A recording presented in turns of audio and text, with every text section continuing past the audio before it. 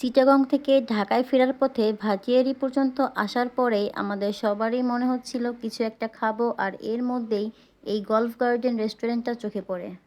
আমার মনে হয় এখানে যে একবার আসবে সে আবারও আসতে চাইবে, কারণ এখানের আশেপাশের পরিবেশ এত বেশি সুন্দর যে কারণেই পছন্দ হবে।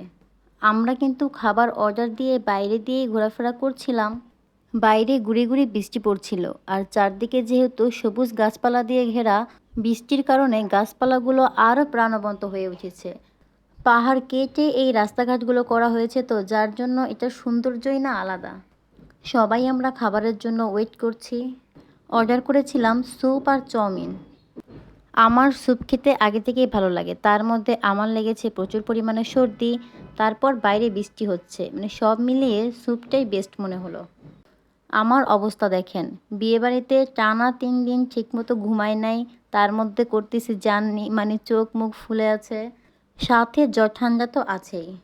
স্যুপটা কিন্তু আসলে অনেক মজার ছিল, আমি একাই কিন্তু 2 বাইটে খেয়েছি। শিপন সাহেব স্যুপ শেষ করে চাউমিনও খাওয়া শুরু করেছে, আর এইদিকে আমি কিন্তু স্যুপ নিয়েই বসে আছি।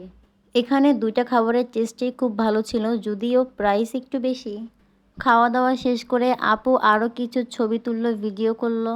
বৃষ্টি ভেজা এত অসম্ভব সুন্দর রাস্তা এর আগে আমি মনে হয় না দেখছি।